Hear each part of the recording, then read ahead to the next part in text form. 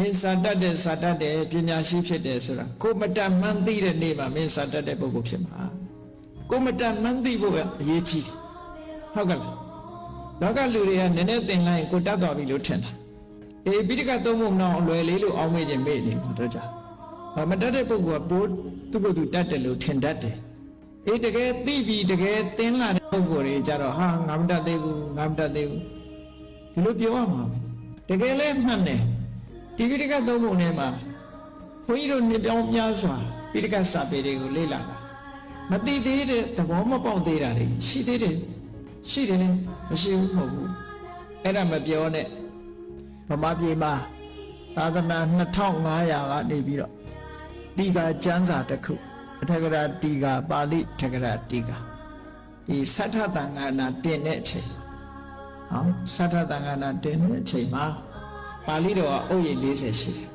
အထက်ကရာက52အုပ်ရှိတယ်တိကာ26အုပ်ရှိတယ်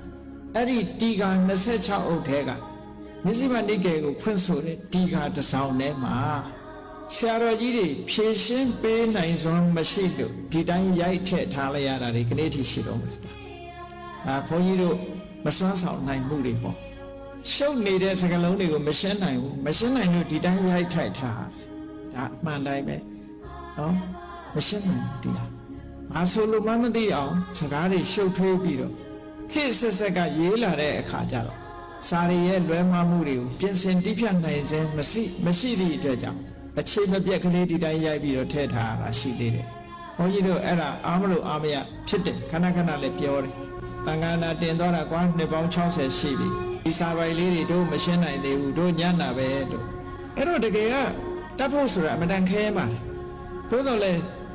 ကိုတတ်ပြီဆိုတဲ့ပုံကိုကြတော့မလေးအထက်ကရာကဘလို့ဆိုတယ်ဒီကာကဘလို့ဆိုတယ်နဲ့အထက်ကရာဒီကာကိုသူအကုန်ရသည်တကယ်တော့အထက်ကရာတွေကမှားတယ်ဒီကာကမမှန်ဘူးနဲ့ဒီလိုပြောတာအတော်အံ့ဩစရာကောင်းတဲ့သူရဲကောင်းကြီးတွေပဲเนาะ